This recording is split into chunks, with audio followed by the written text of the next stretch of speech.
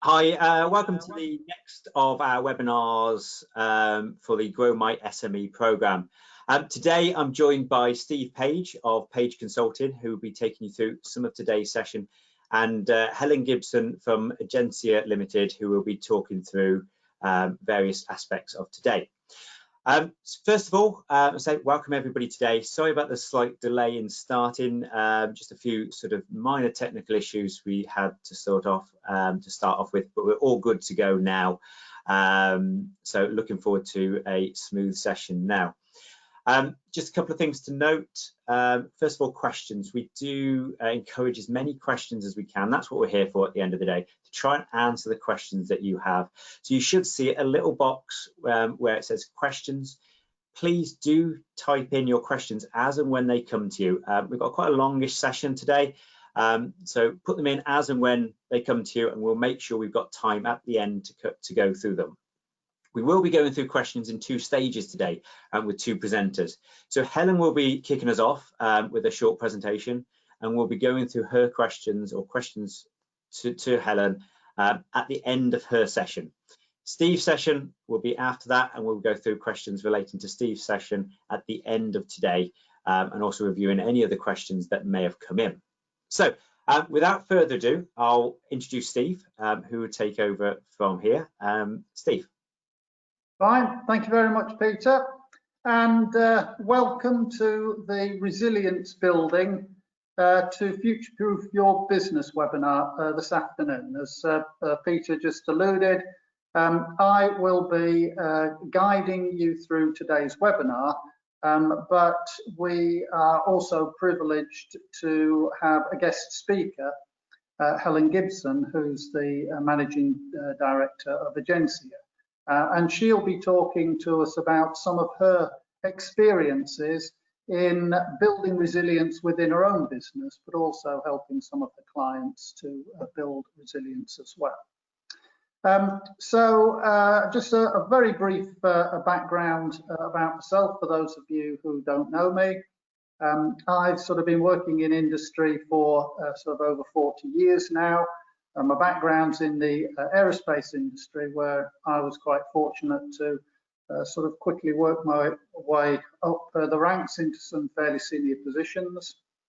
The youngest ever chief engineer within the company, where I had a small £2.5 million turnover business that was developing training aids and simulators to support the military aircraft division. And over a sort of a period of time, we were able to grow that business from 2.5 million to in excess of £100 million a year in a space of around about 5 years. So some significant scaling up that we undertook in order to achieve that, where we were continually monitoring and developing the resilience in the business in order for it to be able to not only cope with that growth rate, but also some of the quite unexpected threats and risks that came along during that time. I've been running my own business now, bringing some of those experiences into the Humber region for helping a variety of businesses, primarily SMEs.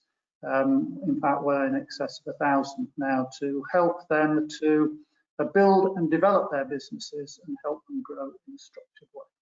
So that's just a little bit about me and where I'm sort of coming from in terms of sharing the experiences that I'll be sharing with you today. So what have we got lined up? The best thing I thought would be to start with Helen, an inspirational speaker who will be able to share with you some of the benefits of the hard work and effort that she's put into in terms of building resilience. And then once we've sort of heard about some of those success stories and the benefits that have come off the back of that, what I will do is spend the remaining part of the webinar just talking you through the processes in a series of logical steps that you can follow so that you also can gain some of the benefits that Helen will be talking to you about. So that's going to be in two parts. One is looking at how you might manage an incident or a crisis when it occurs. And we're all fairly familiar with the impact that COVID's had on us. But then secondly, sort of drilling down into a bit more detail and walking you through the 5 stages of building your own business continuity plan. And as Peter said, I'll pick up questions for my bit at the end, but if you've got any specific questions for Helen, then she will deal with those at the end of her talk. So without further ado, let me introduce you to Helen Gibson. Over to you, Helen. Oh, thanks, Steve. That's brilliant, and yeah, much appreciated. And a big hello to everyone that's here today. And it's great to have an opportunity to share some of the things that we've been doing, not only for ourselves in our business, but also with other businesses that we're working with as well. So as we've said earlier on, please do use us. I'm very much a kind of warts and all type person. So I'll happily share my experience, some of the good, but also some of the real challenges and difficulties as well. So please do, as we said, ask your questions, don't hold back, and use the time in the best possible way that is actually going to help you for what you're doing right now.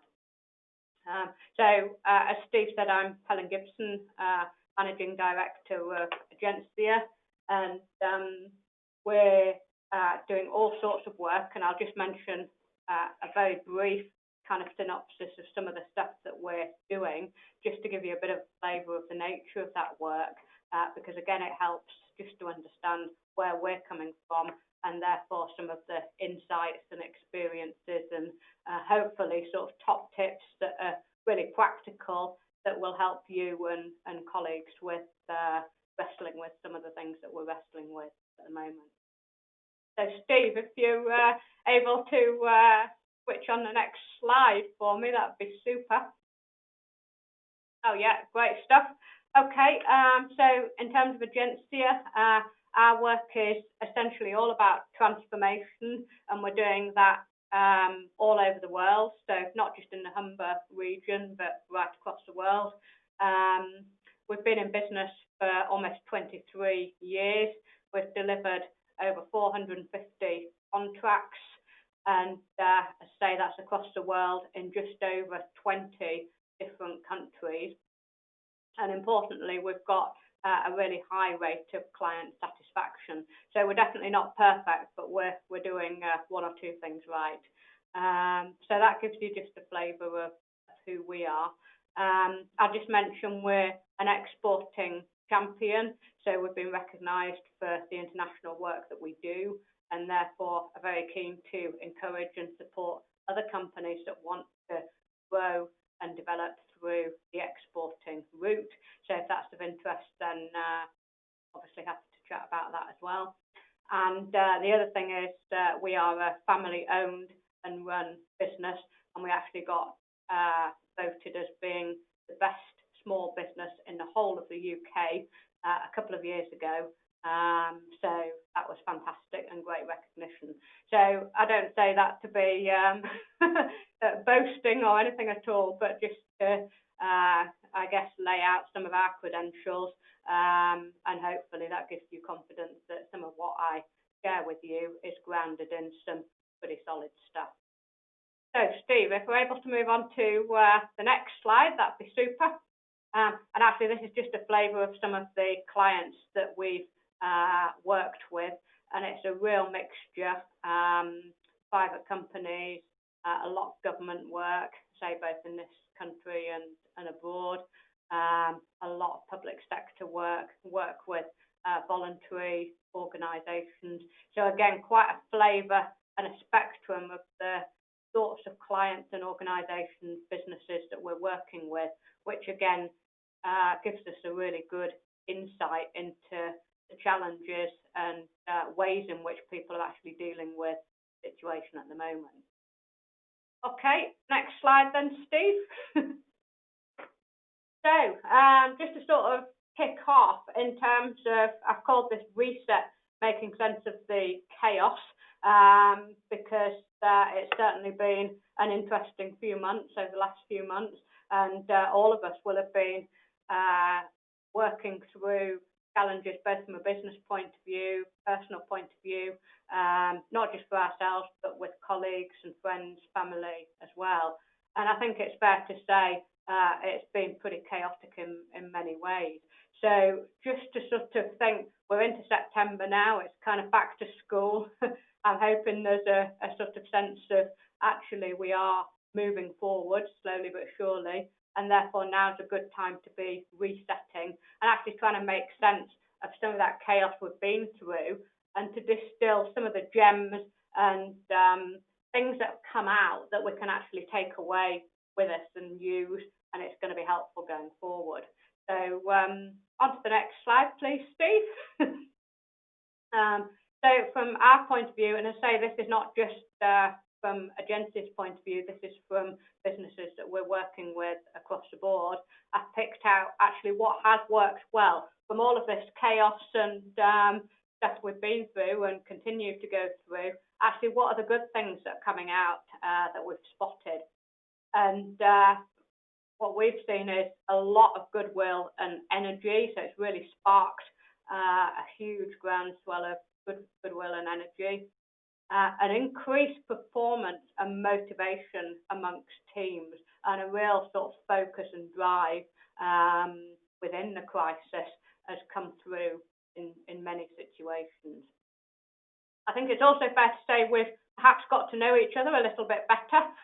So whilst we've been socially distanced, we've actually had an opportunity to, through videos, see into people's homes, meet the families, pets, and perhaps got to know people in a way that we've never got to know them before when we've not had that insight. So that's got to be a good thing. We've achieved actually some incredible transformation, and the pace of change and transformation has really been accelerated, and that's in so many different ways. But I think that's a huge achievement, actually, what we have managed to do so quickly when push has come to shove. I think we've also seen greater efficiency, so obviously a lot less travel, less expense that's going on travel. So a huge opportunity for increased efficiency, and obviously that can be a real opportunity for us if we use that well. I think another good thing that's come out is a lot of people have said it's been an opportunity for headspace. So people have taken time out, been more opportunity to reflect in some businesses, and that's led often to a real passion and hunger that once things have started to unlock a bit and there is an opportunity to do more, a real desire to push forward and make progress when it's practical to do so. But that headspace is actually quite a special and rare opportunity that perhaps some of us in our businesses have benefited from.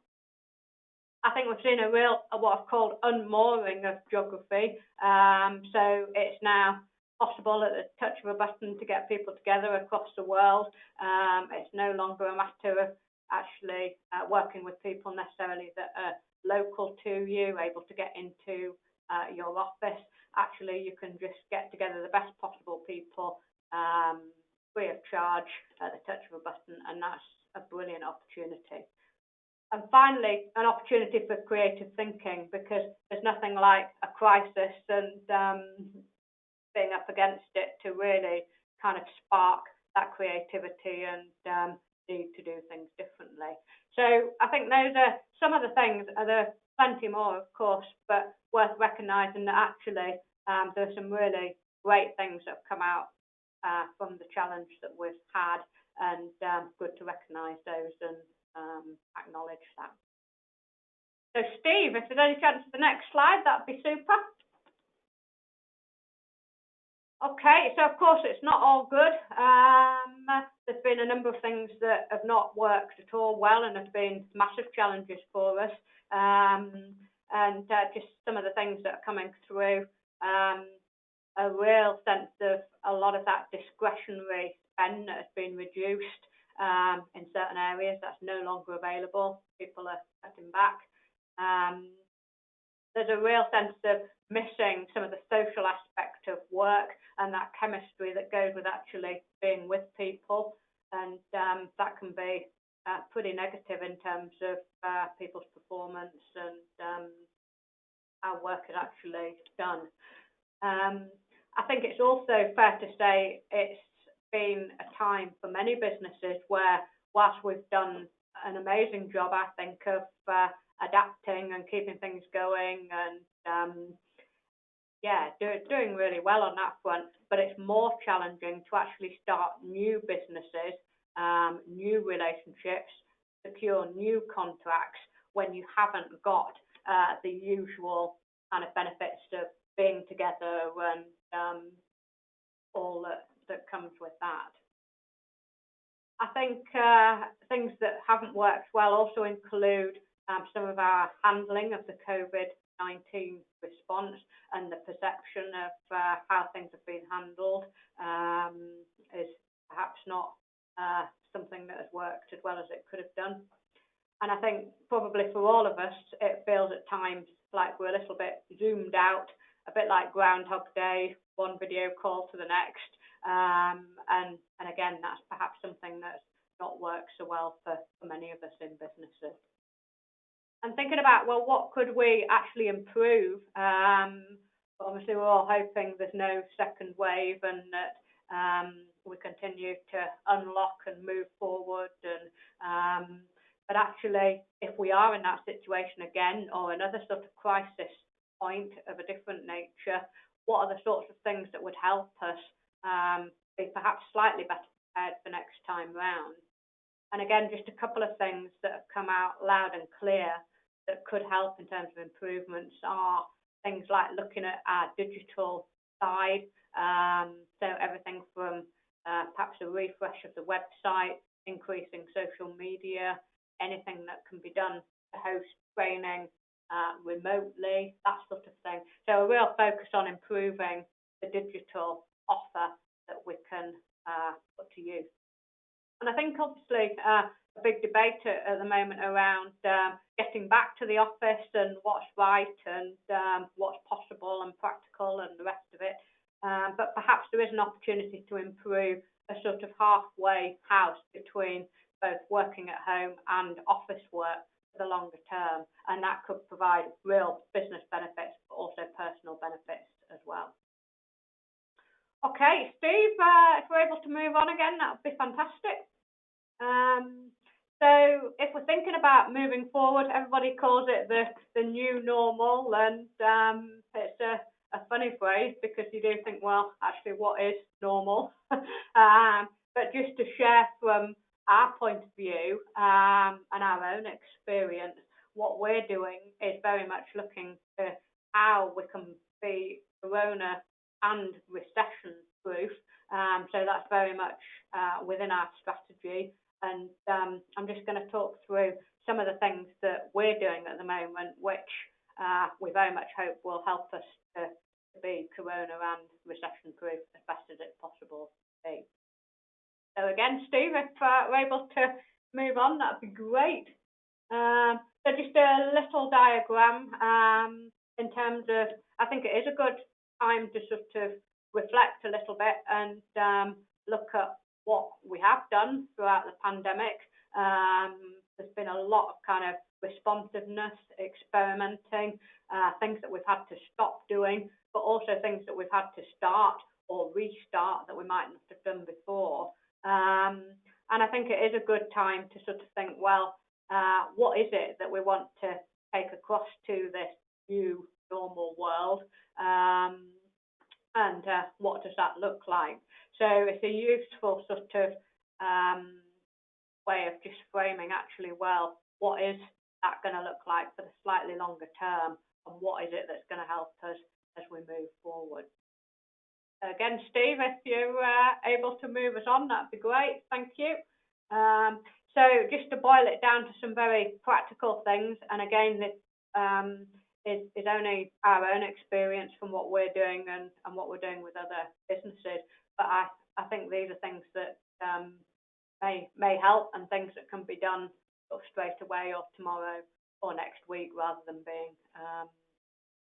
things that might be sort of planned over the longer term. So I say focus very much on practical stuff that can be done. So just a few things, really adjusting to make sure that what you're doing, what you're offering in your business is still relevant to the future needs that clients have. It's quite possible that face-to-face is going to be the exception rather than the norm for the medium to longer term. So to be very much aware of that. Secondly, to look at passive income streams. Many businesses already have those, but I think there's a real place for strengthening those and increasing those income streams where there might be a period of time where people have got less contracts, less clients, but if you've got these passive income streams like subscriptions, memberships that won't be disrupted, even if everything else is disrupted for delivery, you've still got your income that's coming in from those multiple sources. I think that's an important one, number two. Number three, like this, webinars, and it's a great way to be able to get products to wider audiences and really sort of connect with people in a much broader way than we might be doing if it was all face-to-face engagement. So yeah, any opportunity to deliver webinars, take part in those, I think will be helpful. Number four, diversify and innovate. And again, looking forward, actually, what will be essential to our clients and how can we respond? And certainly for us, we're thinking very much about if certain things are going to be cut, like perhaps training budgets or consultancy budgets. Actually, what are people still going to be paying for? What is absolutely essential? And therefore, how can we diversify what we're providing to be able to meet that need that people absolutely do still want to buy? Okay, so next slide then, Steve, please, would be brilliant. Okay, another few things, again, very practical. But focus on corporate responsibility. And I think, again, we've seen lots of cases where people have, I say people, businesses have behaved either really brilliantly or perhaps not so well. And people remember that, for better or worse. People want to feel connected to the company that they're working for and working with. And they will, say, remember how you behave now. So being very much aware of that. I think it's tempting to be so focused on delivery and what has to be done for today and the rest of it. But actually, there's got to be one eye on right now, but very much one eye on the future in terms of our corporate responsibility and how we handle things that can actually be quite difficult. Number 6, invest in systems.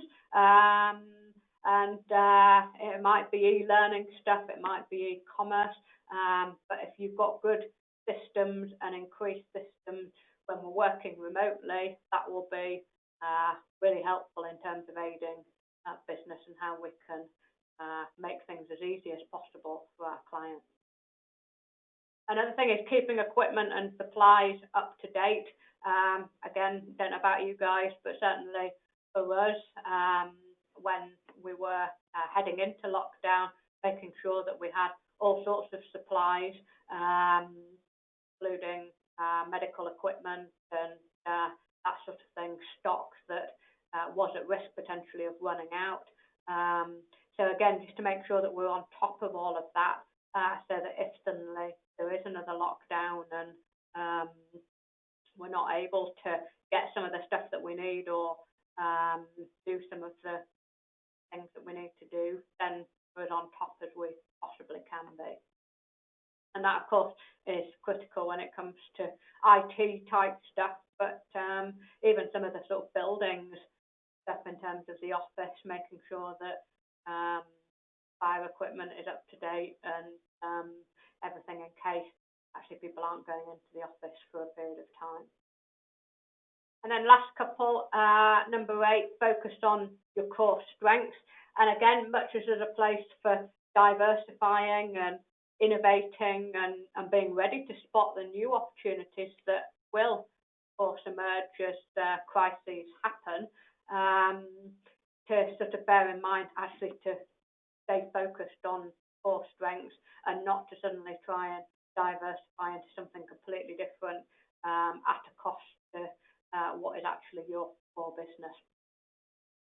Number 9, setting budgets, curbing non-essential spending and billing faster. There's a whole raft of stuff that we can do around the financial management of our businesses, and those are just a couple of things that help in terms of really having a grip on the finances and the financial health of the business and really managing that as well as you possibly can. Okay then, Steve, next slide please. Okay, another couple of things, and again these are things that work really well, but to be in a position where you're able to develop alliances and networks in order to create resilience, and you may already have those in place, or it may actually be that through this situation it's made you aware of the gaps and the issues and the lack of resilience, either in terms of capacity or capability or something else. But this is a real opportunity to develop those and make sure that they're in place so you've got them if you need them and can ramp them up appropriate. Number 11, mixed views on this, I know. A lot of businesses have cut marketing and activity on marketing. For us, certainly, and for a number of businesses we've worked with, we've actually done the opposite and done more marketing and made greater efforts to be engaging with clients, partners, team members, and yeah, for us, there is a real place to keep communicating and being visible in of course the right way. You don't want to be sort of I don't know, over the top or bothering people, but just making sure that people know that you are there and there for them if they need you is good marketing. Number 12, finally, get the support that's available to you, and this is, well, I mentioned specifically the sort of financial support, but actually really it's support in the round in terms of that moral support and yeah, the sort of leadership support that you might need to actually help you get through not only this crisis but other crises in the future. As businesses, we need all the help that we can get, so it's good to take advantage of the help that is on offer. Use that. Okay, thanks then, Steve. So the next thing I wanted to just talk about briefly, and again, just touching on a couple of things at a very high level, but obviously we're all working differently. I think pretty much agreed that things aren't going to go back, we're only going to go forward, and therefore we need to keep finding the ways working that are going to work as things change and develop and move forward. And to do that, there's going to be quite a few new delivery models, a real place for building relationships, but also keeping a note of some of those unheard voices and making sure that those aren't lost. So I'll just touch on some of those briefly over the next 5 minutes. Okay, Steve, then next slide, please. So in terms of working differently, and again, these are things that have just sort of really jumped out at me, not only, as I say, for Agencia, but with lots of businesses. Obviously, it goes without saying the digital side of business and delivering digitally, how important that is, and increasingly important. I need to get more sophisticated with that and really take advantage of that. Holistic systems, again, I think in terms of how we're working, just really being aware of how interconnected things are. Yeah, again, probably an increased move towards systems that are much more holistic rather than siloed. And then moving from being compliance-based to results-based, I think, again, when push comes to shove, it's all about the results and very much a move towards results-based models of working and perhaps less focus on compliance. Of course, every industry is different, every sector, every business, but just in terms of a general shift, that's one that's very loud and clear. The next one around adaptations, redundancies, looking at supply chains, people and teams, systems, production, communication, and actually what do we perhaps not need anymore in those things, what needs to be adapted, what new things within those different areas of our businesses do we need to bring in order to keep working well. The next one is adaptable and flexible governance. And again, I think we've seen a real empowering of teams and people and partnerships, and but that needs to be supported by governance that is flexible so that people are free to innovate and be as entrepreneurial as possible. So that's another one that's coming through. It's of course easier said than done, but it's an important one that the governance is right and sufficiently flexible to let people do. Just moving down, another couple of things. Again, no surprises really, but localism obviously soaring as we've all been staying at home or closer to home. But also potentially at the same time, I mentioned earlier on about being able to connect with people so easily at the touch of a button. So perhaps a real soaring of working globally, albeit remotely, is something we're going to see much more of. Multidisciplinary team delivery, again, I think much more flexing between teams and people being able to do more than one thing, particularly if people have been furloughed or they've been ill, or a great need to actually be able to cover different bases between the team and work differently. And the final one, reduced brand loyalty. Again, seen this a lot, a bit familiar. Actually, at a time of crisis, many people will actually just need to get things done, and perhaps will sacrifice that loyalty to brand just because they need doing or whatever. So those are some of the things that are coming through, again, which will probably resonate with you and hopefully helps in terms of spotting some of those trends and being able to therefore work with those. Okay, Steve, next slide, please. And finally, relationship building, and these voices that I said are easily missed or unheard. Just a couple of things to bear in mind to keep engaging and communicating with your customers, suppliers and stakeholders. Just because we're not in the office together doesn't mean it's not important to stay in touch. In fact, probably more important to keep engaging in the right way and in different ways, and to keep prospecting.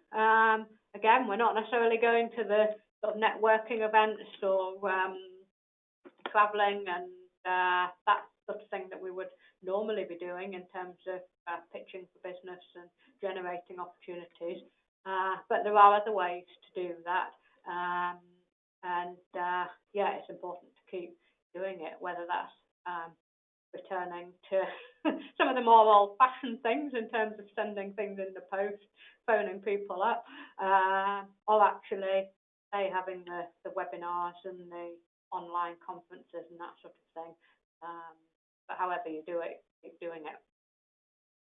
And access, again, particularly through lockdown, but thinking ahead if people aren't going into offices, and actually how can clients access your products and services, and just making it as easy as possible for people to buy you and engage with you, get what they need, that sort of accessibility point of view. Okay, Steve, so next slide, please, which is our final slide. So that's got my contact details on it. And as I say, very happy to take questions now, or if you prefer, by all means, be in touch with me outside of this, and I'll do what I can to help. Thank you very much, Helen. Some really interesting information there and some interesting points.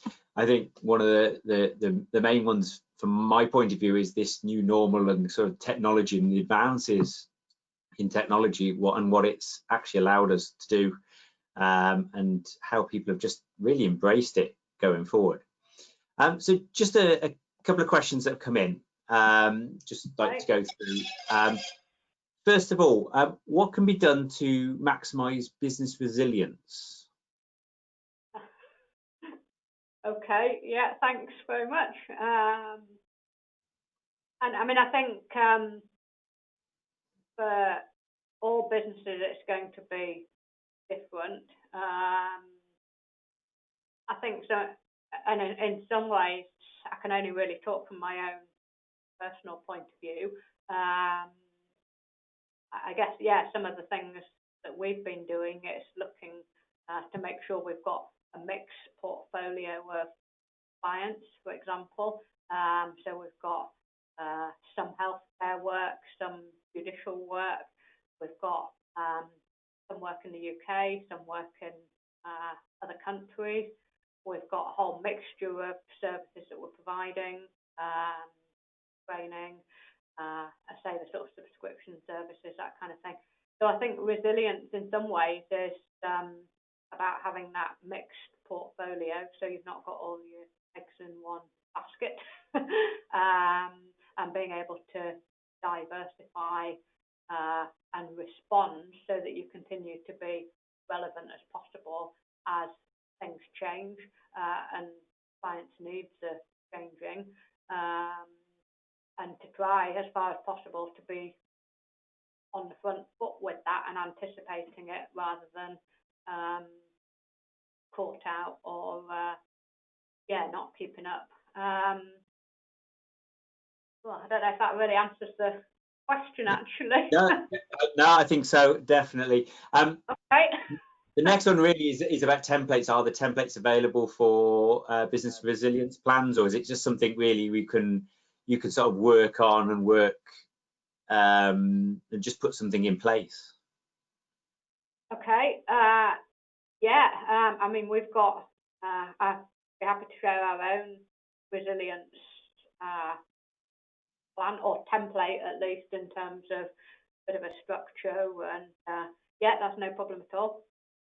Yeah, happy to do that and share that. I'm sure that would be appreciated, certainly going forward. So thank you very much for that information and that presentation there. Yeah, no problem. Well, thanks very much, and yeah, say all the best to everybody, and yeah, thank you. No problems. Thank you very much. Okay, then. Thank you, Helen. Bye. That's excellent. Thanks, and bye. Bye. Bye-bye. I'll now pass you on to Steve, who will take the next part of today's session, and we'll be carrying on sort of with the business continuity and resilience going forward. So Steve, over to yourself. Thanks, Peter. And thank you, Helen. That was excellent. It gave a really good insight into some of the experiences that you have had, not just in terms of the resilience building in your business, but also where you've been helping and supporting clients. And we'll be touching on some of those examples and those observations and those benefits that you've identified during the remaining part of the webinar. So what I want to do now really is, having had that insight into the benefits that Helen has been identifying from the work that she's done in building resilience, to give you the opportunity to understand what steps you might need to take in order to be able to build the resilience in your business and gain some of the benefits that you have just been listening to Helen talk about. So what I wanted to do was just sort of step back before we dive into the nitty-gritty 5 steps of creating your own a business continuity plan, which will complement any plan that example plan that Helen may have available for you to look at. Is to just take a step back and just understand what business continuity planning, resilience building actually is, and the circumstances that we might find ourselves in, where it can be incredibly powerful and useful to us, not just personally, but for our businesses and those members of staff and the workforce that we have working in them. What really we can do is gauge the level of resilience that a business might have, primarily at a time where we have an adverse impact coming at us. So an incident has occurred or a crisis is formed that is sufficiently impactful that our normal management systems are no longer valid or able to cope. And we're thrown into chaos and are needing to recover from that as quickly and as easily and as effectively as we possibly can. So business resilience building is all about putting yourselves in a position where, when an incident or a crisis occurs, your business is able to cope with it. And if it does knock it over, get it back on its feet and recover it in the most effective and shortest time possible. It was Benjamin Franklin who advised about planning and the effect of planning. And he said that by planning to prepare, or by, just let me get rid of that thing, by failing to prepare, sorry, by failing to prepare, you're preparing to fail. And no more a truthful word was spoken in the context of building business resilience than that. So by failing to prepare, you're preparing to fail. And therefore, by doing nothing, leaves you in an incredibly vulnerable position. And what I would like to do this afternoon is just take some time out to walk you through some of the steps that you can undertake, even if you have a relatively small business, that will put you in a much better position to deal with whatever things might come at you in the future.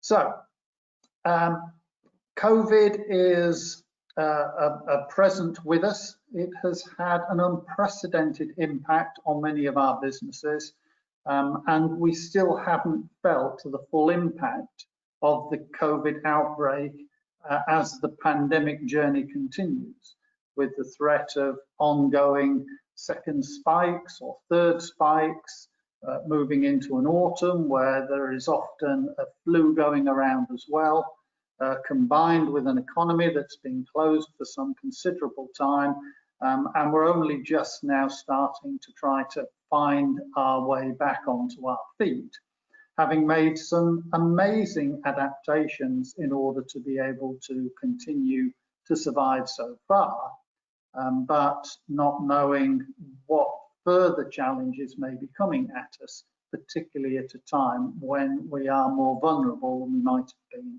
before. So when we're talking about resilience or resilience building, fundamentally we're looking at the resistance to failure. Resilience is resistance to failure, and it's often defined as the ability to withstand changes in an environment, as you've seen with COVID and as we've got with the EU exit looming, and still continue to function.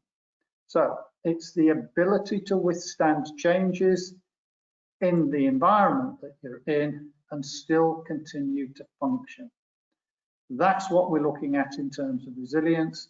So when I talk about business resilience, I'm talking about what levels of resistance to failure you have built up and have established in your business so that you're able to continue to function should a further incident or crisis occur.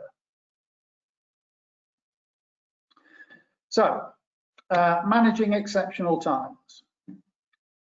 Ordinarily, you would have a set of business management systems. They may be formally written down in terms of procedures. Some may even be accredited to a range of different international standard organization or ISO accreditation standards.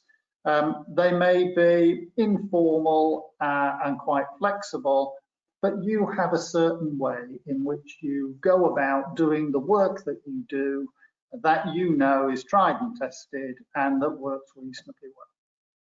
Now, when a major incident occurs, then the management systems that you have and rely on in order to operate are no longer able to cope with that situation. If you have a flood and you have water, 2 meters deep, then, or 1 meter deep, then all of the power is lost. You're unable to use your office. All the telecoms are down. You can't sit at your desk. The paperwork's been trashed. All of those sorts of things you may be facing. So in terms of being able to run your business, you are unable to use those facilities that would ordinarily support you and enable you to operate. And in such cases, what you would therefore need to do is revert to a special management system, one that is being designed to help you to operate under a set of circumstances that you may see as a threat, like a flood, like a fire, like a pandemic, that you have sat down, thought about, and put the resources in place such that should they happen, you can know what to do because you've thought about it and you've put some steps and plans in place so that that could be a method upon which you can take steps to recover the situation and then get the business back on its feet again as quickly as possible so that you are able to continue to trade, albeit maybe not at the full levels of capacity that you might be used to.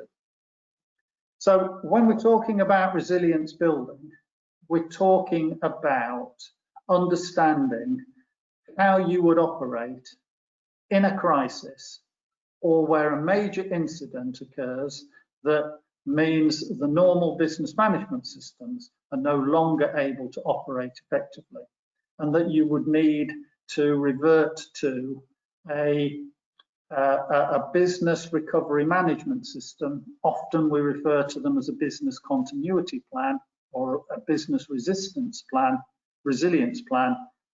that you that you have the confidence in and the information contained in to help you to recover. So that's fundamentally what we're talking about. In the absence of that preparation, you're in a crisis and chaos reigns. You have got no contact information readily available. You can't communicate effectively with your people. You're having to dream up what sort of recovery steps that you might need to make off the hoof. Some may be good, but not all of them will be. And therefore, they will compromise your ability to recover effectively, and more likely take longer for you to recover than they would or could have done had you done the preparation up front. So, a few things to consider. Try to make your normal business management systems as robust as you possibly can so that they can cope with an incident. And there's two approaches that you can take, often both approaches in parallel. One is to try to prevent whatever incident might occur from disabling your normal management operating systems, so that the impact is reduced to a sufficiently low level that it isn't going to do too much damage or stop you from trading. Where the prevention is just not possible or hasn't worked as well as it could, then you're looking at a post-incident situation where you're needing to recover as quickly as you can. So really, you want to be taking measures to help prevent, because prevention is better than cure, but accept that you'll not be able to prevent in every case, and therefore have steps in place to recover where the prevention hasn't been able to stop the level of impact creating a crisis or major incident. So you need to develop that recovery management system so that it can be quickly implemented and it can cover a broad range of incidents. It's no good only having one that covers a fire when you get a flood. So you need to have thought through each of the different types of threats and the impact that they could cause, with a view to specifically being able to prevent and to recover as quickly as you can for a range of different threats. And the greater the range of threats and the more prevention and recovery steps that you are able to put in place, the greater the resilience will be that you build within your business. To the extent that it almost doesn't matter what comes at you. If you can't fully prevent it, you'll have at least reduced its impact.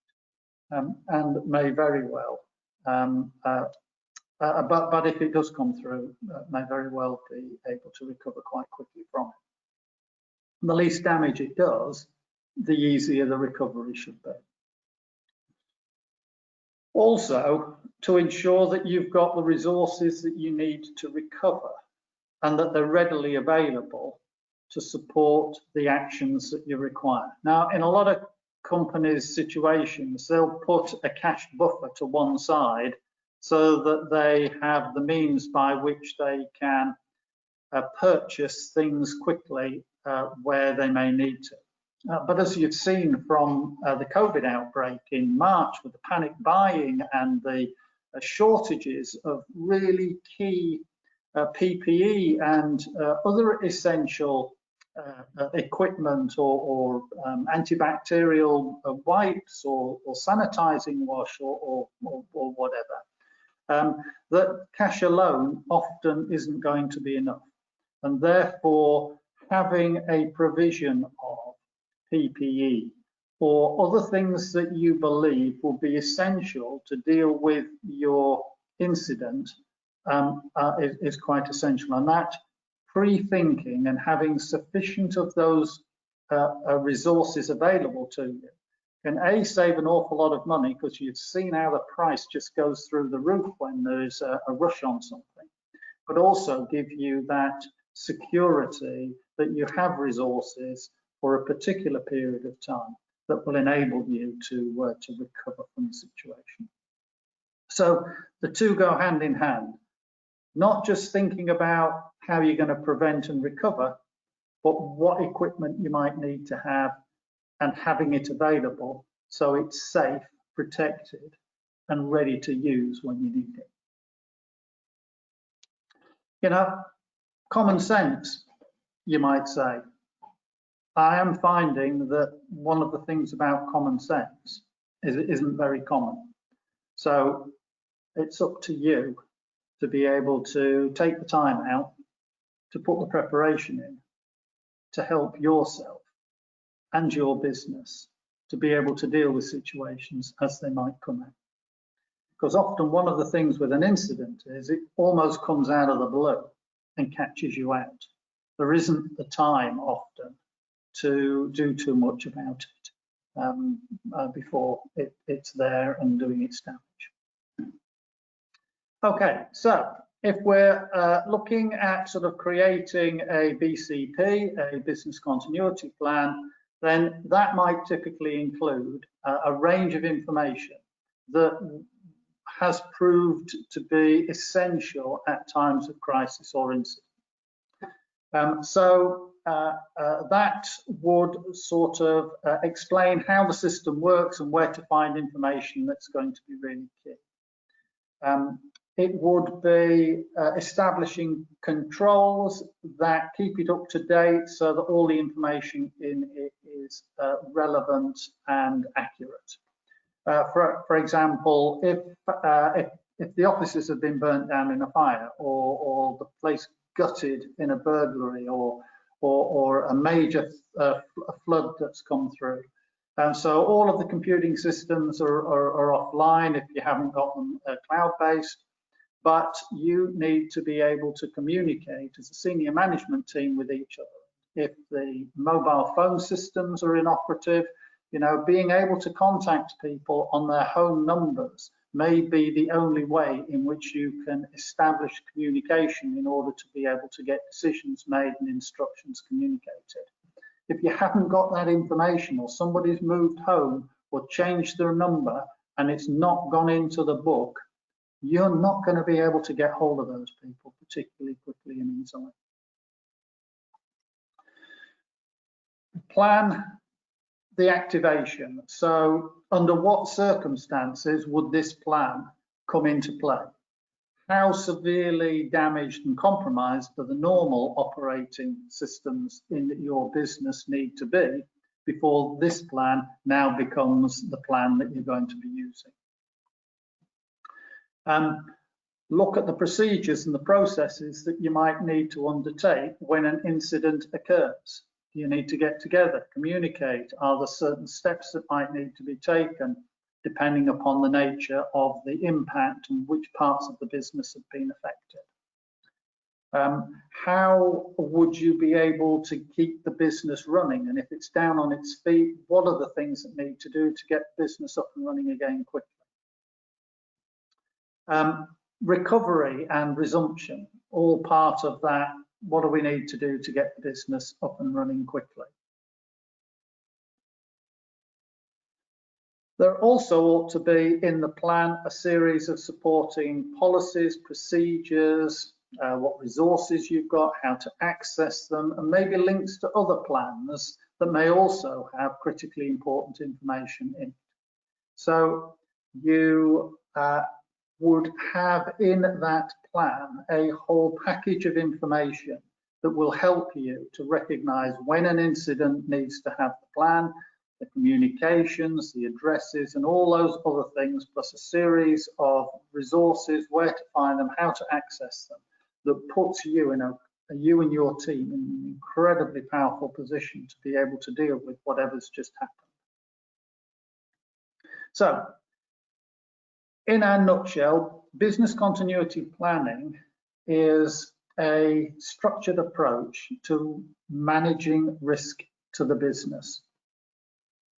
And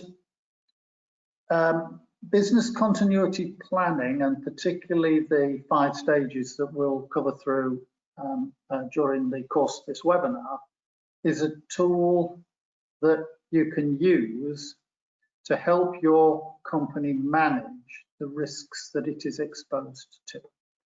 And it's specifically a process that is involved in creating systems of prevention and of recovery, as we've just been talking about, so that you can deal with any potential threats that may come along and your business be exposed to it. So what I'd like to do is just chat you through the 5 stages of business continuity planning. So having sort of taken a step back, looked at the management system, the business recovery management system, that would be used, once developed, will be used to deal with an incident or a crisis.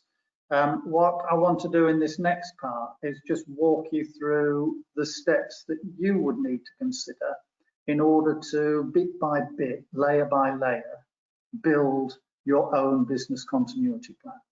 Now, if you're a small little business and you're not exposed to too many threats and risks, and you've already put some mitigating actions in place, then that might be quite an easy, simple, a lightweight process for you to undertake. But the bigger the business, potentially the more things there are to go wrong, and the greater the exposure and potential impact that threats might have, it's likely to be that your business continuity plan and your business recovery management system will be more comprehensive. So, 5 stages of business continuity planning. So what are they? Well, the first thing is to understand what the threats might be that your business could be exposed to, and the potential impact that they may cause in terms of damage to your business, and specifically which parts of the business might be most damaged. So to have a little look at that side of things, and again, we can take one threat, we can go through the 5 steps, we can put part of the management, we can put a management system in place to deal with that threat, and then we can go back and do the next one and the next one and the next one, and build our management system up threat by threat by threat. Doesn't all have to be done in one go. Solution design. Now, this is what Helen was talking about earlier, and she was sharing with us some of those solutions that have come out from the business continuity planning or the business impact analysis that she's been doing, so that she has been able to say, well, we found that working from home, getting the video platforms working, and some of those other things that she was talking about have enabled them to get to know each other as a team, to have some significant team bonding coming off the back of that, and a variety of other things that enabled them to rapidly recover from the COVID lockdown and still remain a viable business, albeit that the office wasn't really being used. So we'll have a little look at solution designs, but some great ideas and insight that Helen shared with us earlier. Implementation, it's no good if they just remain as ideas. We've got to get these ideas embedded and working into the business for them to be valid, and we've got to create the management systems with the documentation and the information. Practice and test. So we've got the system in place. What we now need to do is just keep practicing it and testing it to make sure that it does work, and that nothing's changed that might undermine it, but also, and very importantly, that the individuals who are likely to use it remain familiar with it. It's no different to having a fire drill once a month or even once a week, where every Monday morning at 10:30, a practice fire alarm will go, and everybody undertakes the drill in terms of evacuating the place, going down to a roll call muster to demonstrate that there is that familiarity and acceptance that that is how the workforce would be prevented from becoming trapped if a fire were to take place in a building or in an office block. And then that maintenance and update, just keeping the plan up to date. There's nothing worse than calling on a plan that you've put so much time and effort into to find key pieces of information have changed, haven't been updated, or are missing. It will really slow down your ability to recover. So those are the 5 steps that we're going to be looking at. We can sort of explore them in a little bit more detail. So the first step is that business impact analysis. So that's looking at the threats and the impact that they may have, and the type and nature of recovery that would be required, particularly in the critical, sensitive, or most vulnerable parts of the business. So what is the business that you really, what parts of the business do you really need to have operational for it to be functional? Because if any one of those gets knocked out, that might mean that business is knocked out. So what are they, and what sort of level or speed of recovery time might we need to have to put in place to get back on our feet again quickly? On the solution design, again, the focus is very much around what we call critical function recovery, recovering those areas of the business that are absolutely critical to be able to get it back up and running and functioning again properly. The rest can wait. We really need to be concentrating on the stuff that matters the most. And the time that we have, or that we would need to get that recovery undertaken in, because that massively influences the type of solutions that we come up with. There's the implementation that I talked about in terms of creating the management system documentation and any procedures, but also critically important, the acquisition and the safe storing of the resources that you would need should they be required. On the test side, that's as we were just talking about with the practice fire drills, testing out that these particular recovery steps work properly by having some sort of simulation or mock event that will enable you to check that and test people's familiarity in terms of what they need to do. And then the final bit is that sort of keeping on top, keeping it updated, reviewing it periodically, at least once a year, if not a couple of times a year, to update it and reflect any changing situations. So that's fundamentally that 5-step process that you would undertake in order to be able to create your own business continuity plan and a business recovery management system. What we'll do is take a 5-minute break now, literally 5 minutes, just enough time to recharge your coffee cup, and I'll be back to talk you through each of those 5 steps in terms of what exactly you need to do in order to be able to put your own business continuity plan together. Okay, I'll see you in a moment.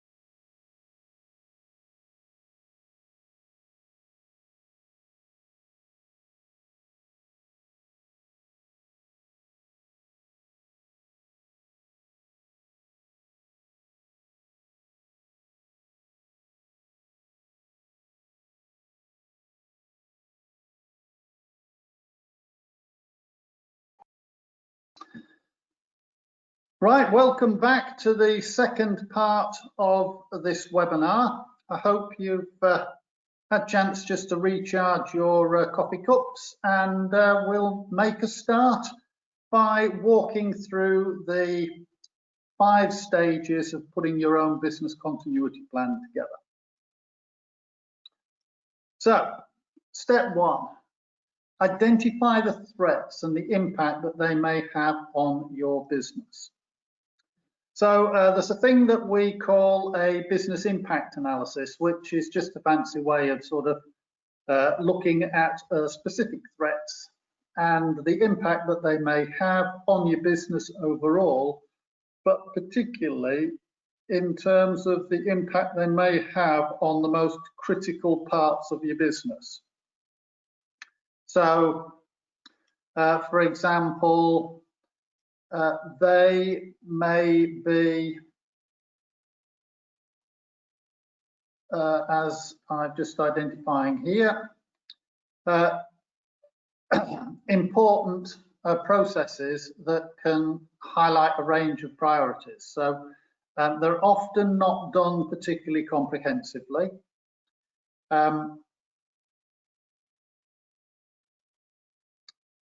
They help you to clarify where your business is most vulnerable.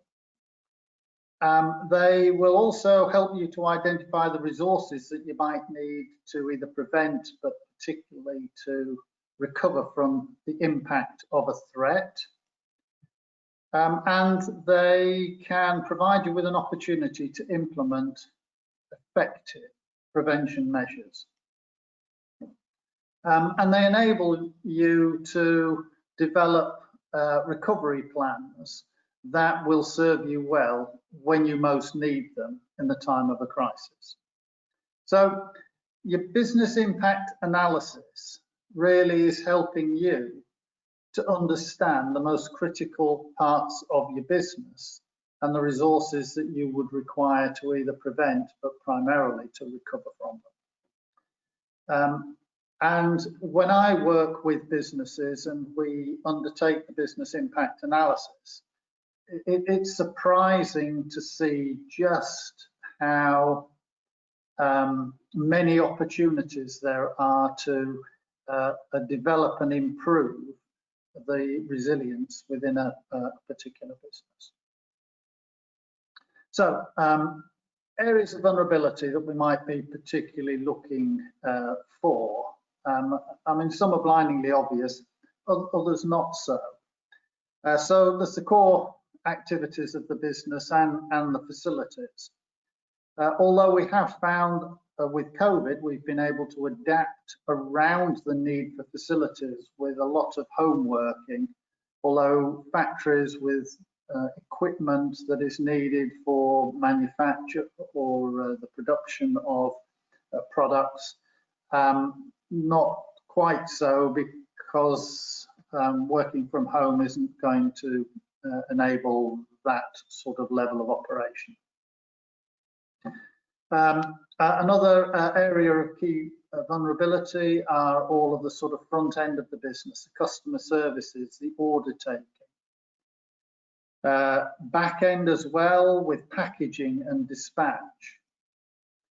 IT and telecommunications support services are absolutely critical and essential, and if they are impacted and are not functional, then trying to manage and control the operation can be incredibly difficult. Utility services, the supply of electricity, gas, water, etc., all can have a massive impact if any one of those or multiple numbers of them is not working well. Warehousing, storage, safe storage, supply chain services, and a variety of other things sort of around that whole movement of goods is again often a key area of vulnerability in a business's operation. So, creating a business continuity plan. Let's just have a little look at the steps that you will go through as part of this. really it's driven by understanding what the threats are. So there may typically be a variety of threats, as I've indicated here. Natural disasters are often one of the first sets of risks that we would look for. Obviously, the pandemic one is where we're probing at the moment at most. You know, where you'd have a storm, off the back of that might be a flood, fires, and sort of power outages. Not so much in this country, but in other countries, there could very well be disease off the back of a hurricane, or other sort of natural damage that might be done to a region where you have a business located.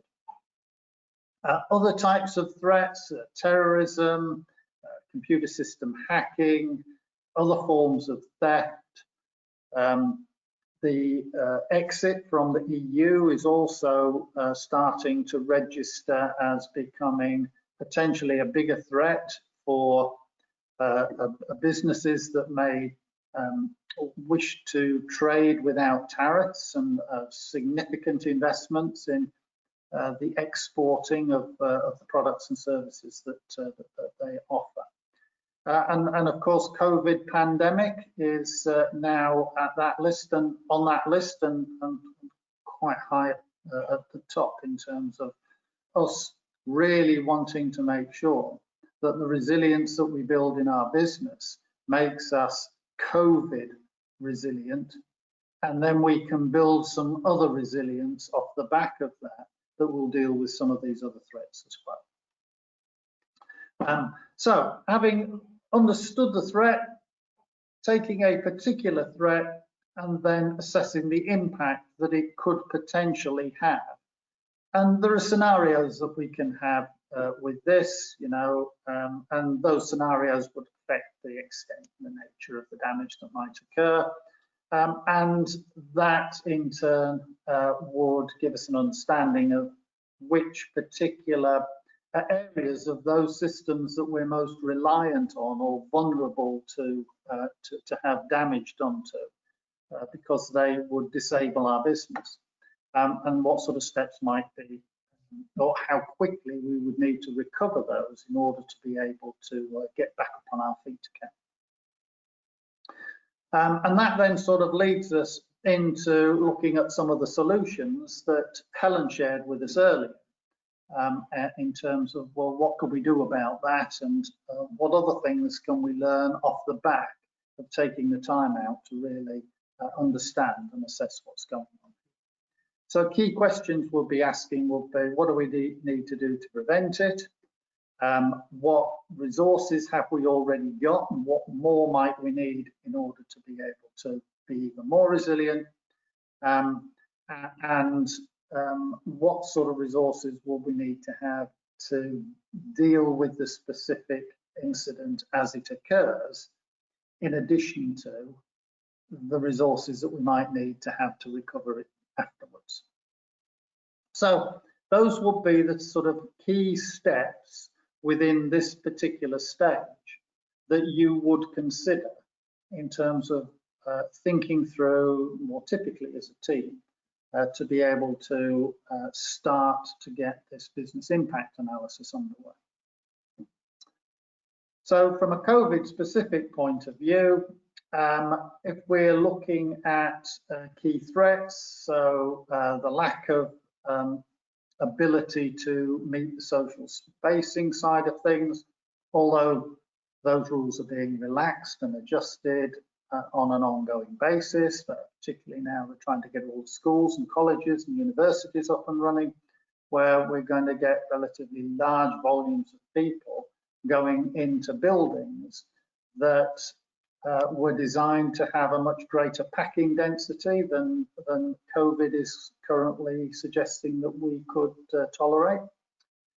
And the same may very well be the case with your business and your office.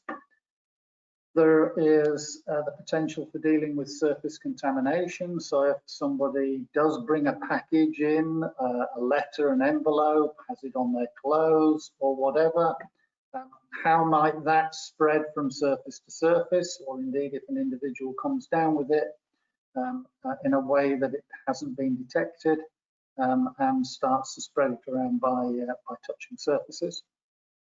There may be a lack of money available in order to put some of these measures in place. It may also stimulate sort of poor credit situations where businesses that are seen to be most vulnerable, say in the hospitality sector, are going to struggle to be able to acquire some of the things that they might need because the credit ratings have been adjusted according to their likely prospects in terms of the delay in their businesses being able to get up and running properly. There may be government scheme closures. We're seeing the end of the furlough or the job retention scheme now starting to come to an end. We're seeing the end of the eat out a discount scheme to get people out into the sort of restaurants and cafes, all starting to come to a close, and off the back of that we may very well see another round of redundancies starting to come into play. There may very well be sector lockdowns like we've seen in hospitality, but there may very well be local lockdowns as well that may occur that might impact on your supply chain. So suppliers may be lost altogether, or they may very well not be able to trade during a period of a local lockdown. So there are a whole series of threats, and this is just a few of them, that you might need to start to consider in terms of how your businesses may be impacted as a result of what's going on in the continued journey. And I've not even mentioned the impact of further government restrictions as a result of a second spike form. So lots to think about. Start to pull the lists together. You don't need to come up with an impact analysis on every one to start with. You can work your way bit by bit through them with a view that over a period of time you're building that impact analysis up. But start with the ones that you think are likely to either be the most likely to occur or the ones that would have the greatest impact if they were to occur, the higher risk ones. Now, you don't need to have to pay out for any fancy special software, although there's loads of it available that you can subscribe to or that you can buy. Quite often just putting together a simple Excel spreadsheet that might sort of look something like this can be all you need to start with. And a small business that's maybe struggling financially may very well have Microsoft Office or Excel and just be able to use it. So I've sort of just given a little bit of an example here of the sort of way you might want to lay that spreadsheet out. There are different styles and different methods depending upon your preference, but this is just a very simplistic, simple one, but quite adequate. So you would assign a risk in the risk box, give it a number, have a little look at the impact that that might have in terms of high, medium or low, and the likelihood that that may have in terms of high, medium or low. With some of these threats, there very well may be warning signs, in which case, what are they? So you know what to look out for. Or if there are no warning signs, let's draw attention to that. Really with the view to identifying the sort of recovery requirements that we might need to have. I've put down here necessary actions, but recovery requirements is really what we're looking for. So one that I've just sort of had a go at filling in by way of an example for you is this one. So I've identified a number of particular threats or risks as we've identified them as. in the context of the overall threat, which I've just sort of listed up there. So, so within that threat, there are a number of specific sub-threats or types of threat or risks, as we've referred to them. And I've just been able to brainstorm them down. So, insufficient office space to provide good separation between people. Workplace surfaces may become contaminated with a virus. Air in an enclosed space transmits the viruses to others due to lack of ventilation. Not being able to identify who has the virus and who does not. May very well be, and there might very well be quite a lot more, sort of specific risks that you identify that you would need to look at coming up with ways to deal with. So you can sort of identify whether you think it's a high, medium or low impact and what the likelihood might be. Any warning signs. And in this case here, what we've done is we've just added a column which is looking at those prevention requirements. So if we were going to see what we could do to prevent it, what might that be? So in this case, avoid using unsuitable office space or modify the office space. In the case of the contaminated surfaces, introduce timely antibacterial cleaning. There may be a load of other hygiene-related prevention requirements in terms of people washing their hands, wearing gloves, having unnecessary surfaces removed. There's a load of things that you might consider that you would consider putting into play. In terms of the lack of air circulation, again, are we looking at so many people being in a room with windows and doors open to ventilate? Are we looking at getting outside into a marquee?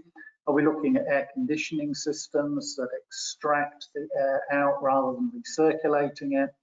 There are a variety of things that you might be able to do to deal with that situation. And you can sort of start to translate those into the recovery requirements. So again, fairly high level, but you could sort of bang out the details as you sort of think through it.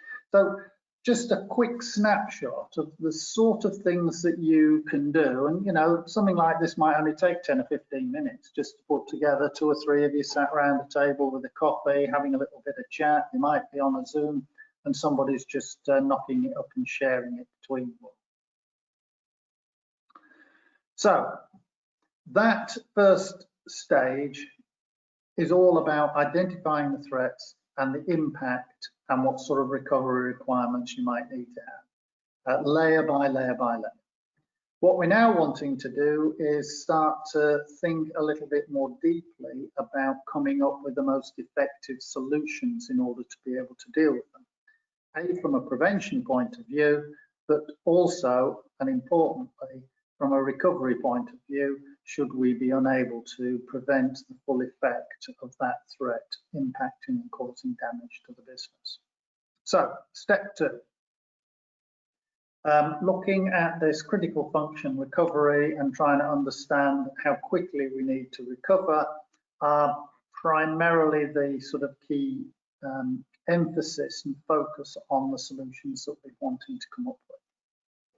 So, from a solution design point of view, really we're looking at identifying the most cost-effective solutions that you can use to adopt to enhance your prevention and recovery. And as I mentioned, really looking at those parts of the business that you believe are most vulnerable and if were impacted, would stop the business from being able to function.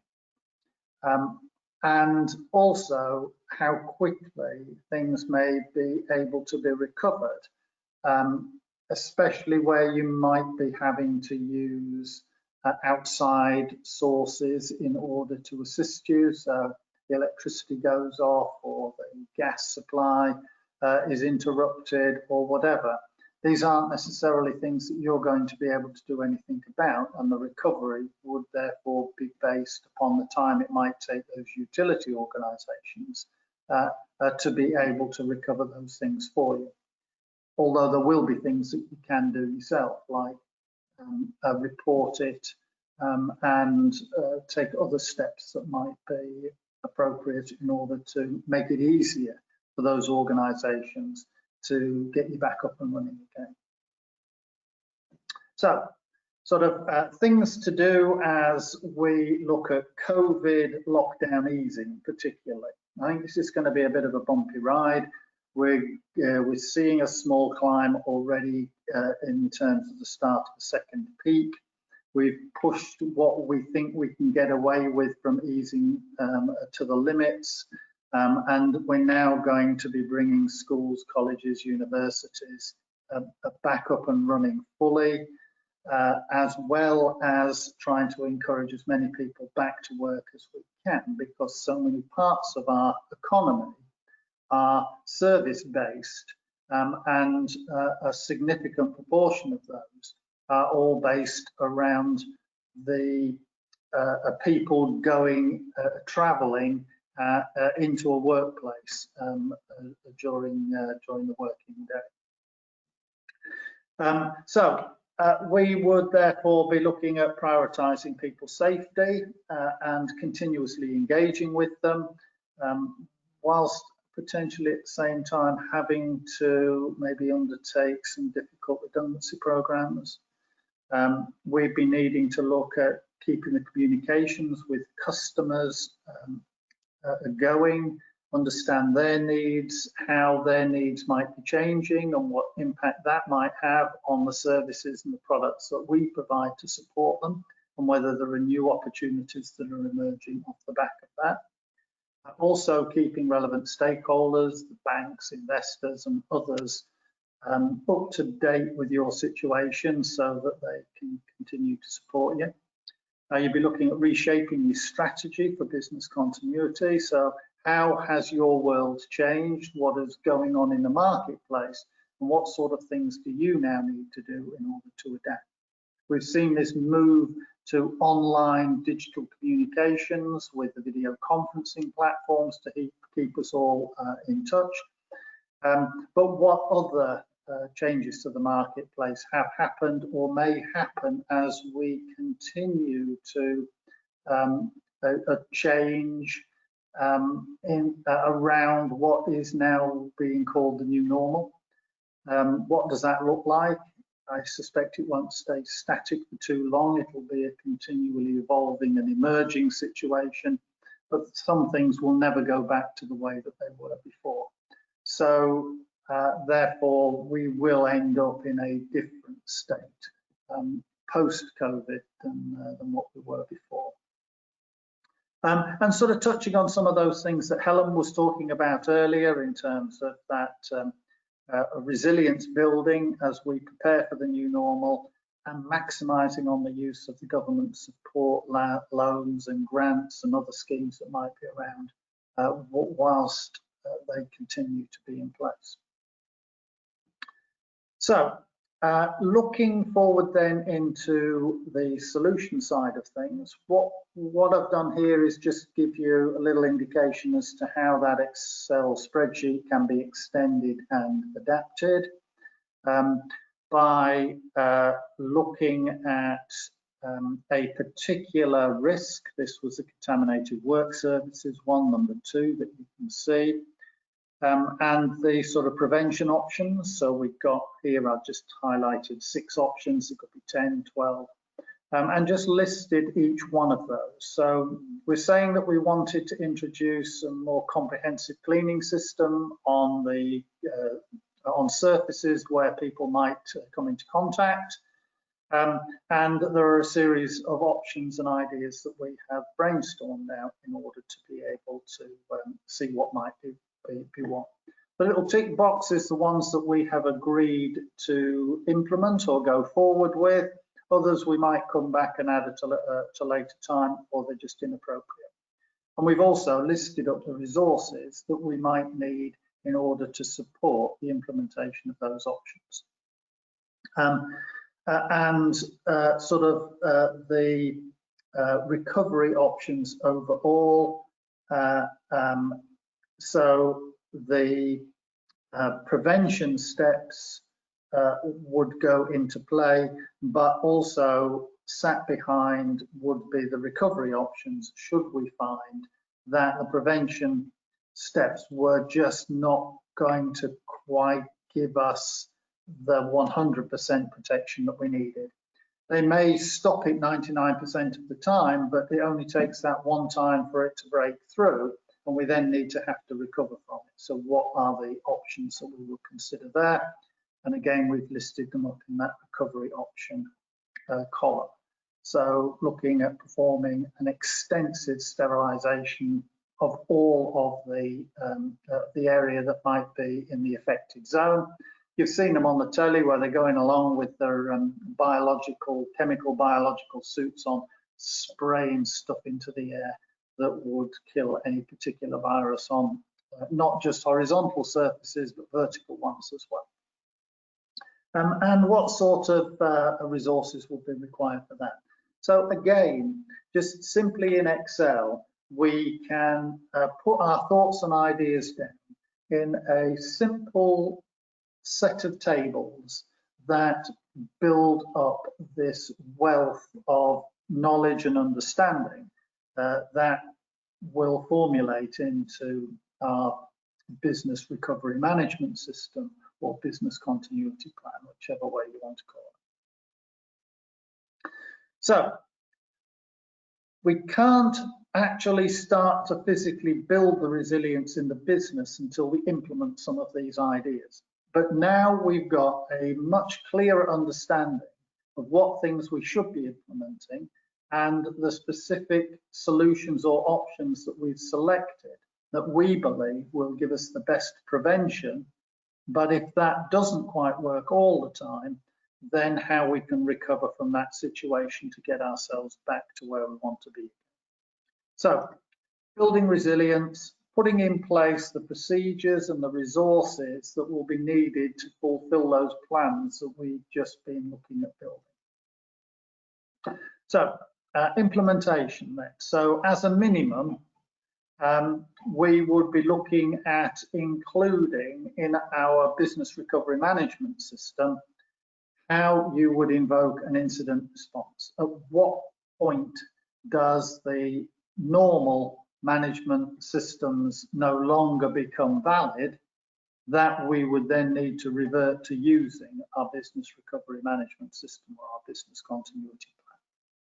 We need to know when it comes into play, so we're using it appropriately at the right times. We'd also need to know who was going to manage a particular incident, whether it's a fire incident, flood incident, COVID incident, whatever that might be, and what the priorities were for recovery and who would be involved in doing that. We'd also be looking at who would be managing the communications, both internally within the team, but also externally to the wider community, customers, supply chain, key stakeholders, and the like. So everybody is aware of the situation and being given the appropriate information at the right times. We'd also need to know how we would be ensuring the welfare of our staff and others. And again, what I've tried to do here is just extend the spreadsheet table that we've been looking at before. In this case, again, just staying with the contaminated workspace and the options that we'd selected from a prevention point of view. And looking at adding a couple of extra columns in here that would then assign responsibility for those particular prevention measures and details about their implementation date. You could even add an additional column which might be routine checking and auditing, so as to ensure that they have been completed and they are being maintained to an appropriate standard. So just again, a little simple table that can provide a wealth of information so that from an implementation point of view, we know what we've decided to do. We're now assigning it to key individuals and setting particular dates when it will be in place and will be checked and verified accordingly. So some of the critical success factors that you need to include would be that it was going to be that there was an effective awareness and that staff were trained in order to be able to implement it. That there will be testing measures that were put in place to make sure that all those ideas worked as well as we wanted them to. There'd be some sort of periodic exercising to ensure that the measures remain effective. And there will be routine briefings and information campaigns that will be needed to sort of properly embed it. So that we could ensure we got the right resources in the right place at the right time and that they were appropriately available. So that takes us through that, understanding the risks, assessing the impact, deciding upon what we want to do about it, putting some nitty-gritty plans in, selecting the best solutions that we would want to put in place, getting them implemented, assigning key responsibilities to people, and then testing them out to make sure that we were able to fully use them in a confident and reliable way, as and when we might need to. So sort of dealing with the changing situations and keeping the plan up to date so that it is in the best condition that we could possibly have it at the time when we most need it to be in that condition.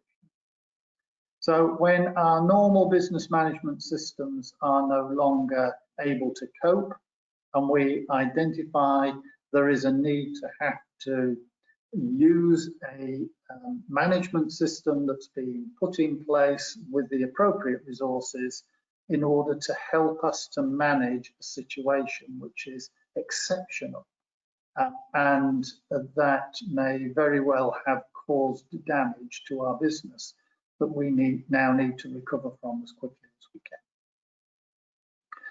So from a maintenance point of view, what we need to do is make sure that our BIA, our business impact analysis, and the various other plans that we have are checked out on a regular basis. That major changes in the business would automatically trigger that process, and that we need to ensure that our business continuity management system stays up to date. That would enable us to have the confidence in it. Now, quite often businesses that grow rapidly experience a wide and significant amount of change, and therefore there is a greater need to have to keep on top of things more regularly because of that greater opportunity for things to be changing. Businesses that might be pivoting and moving to different customers, or maybe changing their products and service offerings and introducing new processes, may also need to keep on top of things a little bit more frequently than businesses which aren't seeing so much of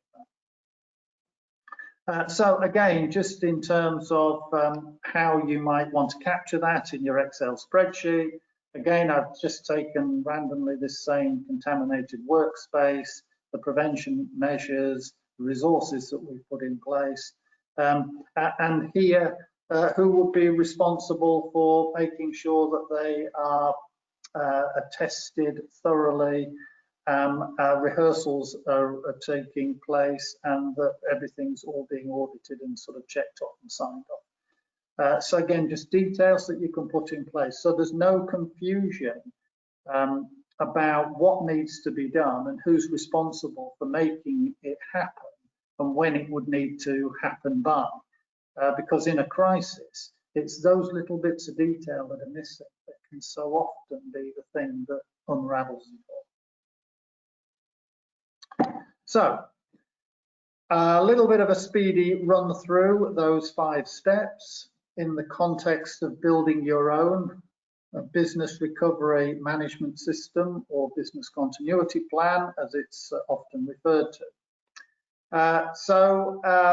We heard at the beginning of the webinar from Helen Gibson from Agencia, and she gave us a real insight into some of the things that she had seen that worked well, and things that hadn't worked so well as part of her efforts in building resilience within her own business, and also discussed some of those other do's and don'ts that you might want to consider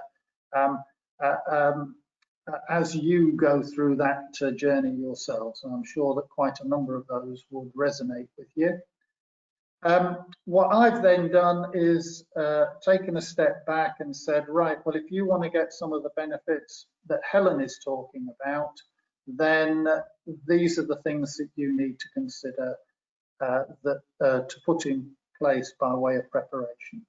So fundamentally, create your own business recovery management system or business continuity plan, and understand when you would need to use it and what information you would need to have in it, and then follow through the 5 stages that we have just been talking about, so that you can build your own plan to meet your own particular threats for your own circumstances in a way that is appropriate for you.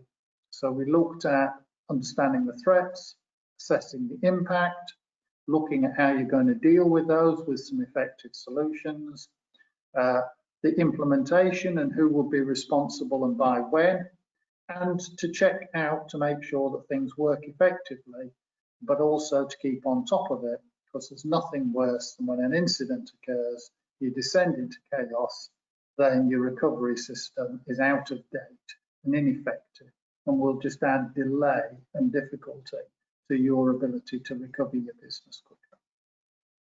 So I hope that's given you a really good insight.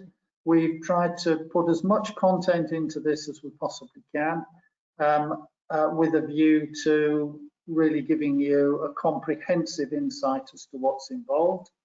And for some of you, there may very well need to be an opportunity for a little bit of help and assistance. So they are talking to the Growth Hub about that would be beneficial for you. So we've now reached the end of the session, and I'm happy to take any particular questions that may have come in by virtue of sort of chatting through the process. So happy to take any particular questions. Thank you very much, Steve. Peter? Thank you very much for that information. And like you say, at the moment, business continuity is something everybody needs to be thinking of, especially with the sort of changing environment we've got going on at the moment. So just a couple of questions coming in. But if anybody does have any questions they want to put in the question section, please do so now, and we'll make sure we go through that. So just first of all, can a business continuity plan be developed in stages? Well, that's a good question. Yes, it absolutely can. The best way I would suggest that you would do that would be to look at it sort of threat by threat. So you take a particular threat, it might be you know, a storm, or it might be a flood, or it might be fire, or it might be theft, and then just follow that, the impact, and then the solutions to that. So follow the 5 steps round for a particular threat, and that information will then just form a section in the document that you'd be producing in your management system, and then you pick up another threat and follow it through, and another threat and follow it through. So you can build up your business continuity plan sort of section by section, threat by threat. And that's often a way in which it's done, because it can take up quite a bit of time if you're trying to do it all in one go. Although with COVID, where we did have the lockdown, I know quite a number of companies did have the time to be able to really thoroughly, comprehensively go through their business continuity plans and update them and revise them. Thank you very much. The next question is, what sort of help is available in producing a business continuity plan? Okay, so again, yeah, another excellent question. I suspect particularly relevant to smaller businesses who might not have ever developed a plan or even come across it particularly. The Humber Business Growth Hub do have a pot of money. They do have a consultancy support scheme, which I think will pay 40% of the costs of a consultant helping them. So in those cases, they need to go along and speak to the business advisor or somebody in the Humber Business Growth Hub with the view to discussing the help and support. I mean, there's some free advice from the business advisors anyway, but if they're needing to have some specialist consultancy support, you know, from people like myself, then that's available to them as well. But go along and speak to your business advisor or the Humber Business Growth Hub about it and see how they can help you to get the assistance that you're looking for. Thank you very much for that, Steve. I don't think we've got any more questions that have come in. So certainly thank you for those couple of answers there. Been very detailed there, so that's really great. Hopefully everybody's enjoyed today's session and you found it very useful. Do have a look at some of the other sessions we've got coming up. We've got a number of other sessions on various different topics, from sort of returning to work, risk assessments, those sort of things. So please do have a look on the Humber Growth Hub website to see what is available. Get yourselves booked on to any of these events, because they all are very relevant, very worthwhile events to get on. As Steve mentioned there, it is always worth speaking to the local growth hub, the Humber Growth Hub, to see what is available in terms of support and funding to help you and your business. There's lots and lots of different things of support out there. So have a look at that and see what is relevant to you, and try and just take advantage of what you can. So have a look at the Humber Growth Hub website and the Grow My SME website to have a look, see what is available. So finally, as I said, thank you all for attending, but thank you, Steve, for today's session. Hopefully everybody found it really useful, and we hope to be able to see you again on other sessions in the future. Thank you. Bye. Thank you, Peter. Thanks everybody for attending. Bye. Thank you.